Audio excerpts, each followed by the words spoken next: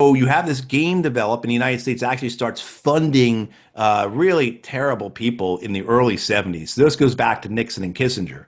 They start funding some of the most reactionary religious movements in Afghanistan, including Gulbuddin Hekmatyar, famous at that point in the 70s for throwing acid in the face of women who were unveiled.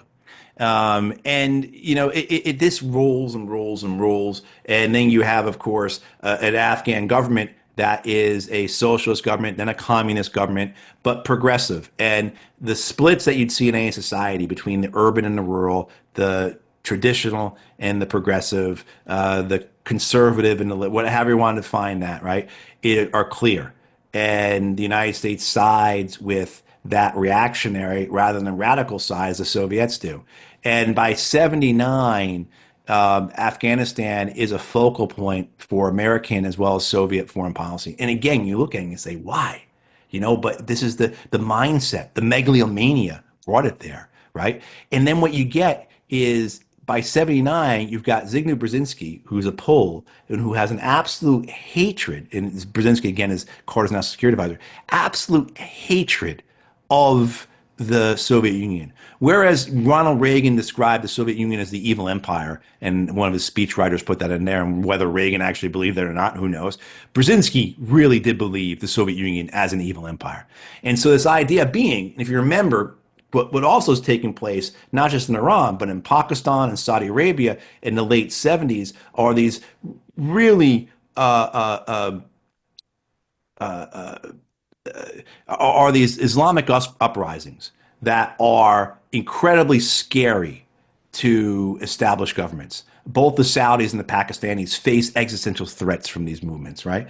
And so the idea that Brzezinski has, and others, including like Robert Gates, who at that time was the head of the Soviet Union, of the CIA desk for the Soviet Union. Gates later became director CIA, became Secretary of Defense. He's a real good friend of our friend and colleague Ray McGovern.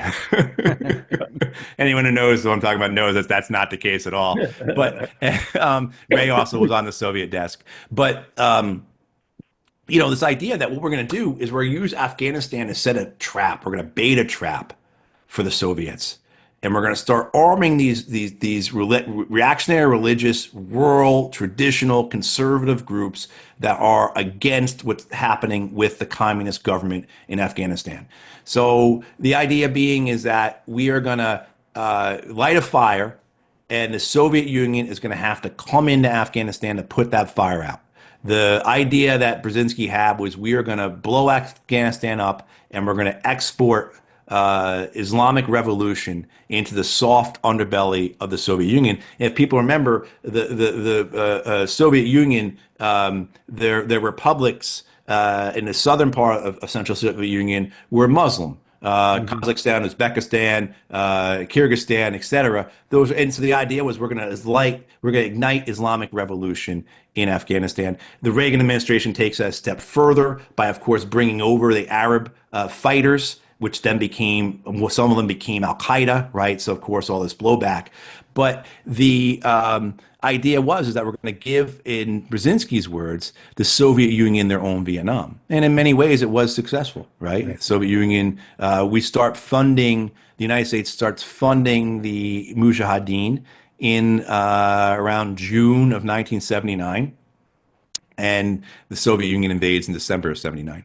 At that point, by the time the Soviet Union invades, 100,000 Afghans have been killed in fighting over the last 3 or 4 years. So it was a very violent, ugly situation in Afghanistan. And when I was there in Afghanistan, it really came down to these lines, these splits in the society.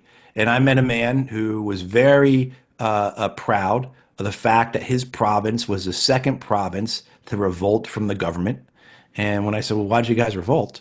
And I believe he was from Badakhshan, which is in the far northeast.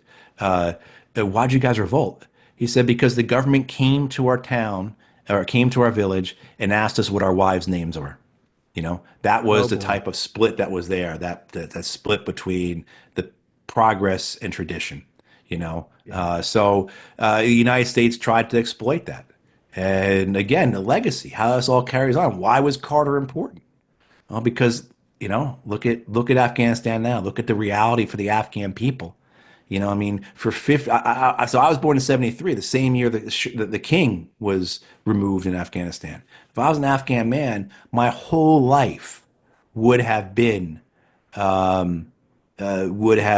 just war or at best political chaos. And now, of course, life under the Taliban. God help those people. You can say the same for Iraq. 73, I believe, is when Nixon and Kissinger start arming the Kurds. The U.S. may have started that before, but as far as I'm aware, that's when they really start arming the Kurds to use against the Baghdad government. And 78 or so is when the coup occurs in Iraq. And that's when the United States says, "Well, Kurds, we don't need you any longer. We're going to, we didn't reestablish relations with Iraq right away, but we're heading there. We don't need the Kurds." So it's under the Carter administration, you see one of the first of, not maybe not the first, but one of many betrayals of the Kurds for geopolitical interests, right? For clear imperial interests. If we're friends, we're either going to use these people against the countries that are not the same color on the map as we are, or we're going to help those countries that are the same color on the map suppress those kinds of people.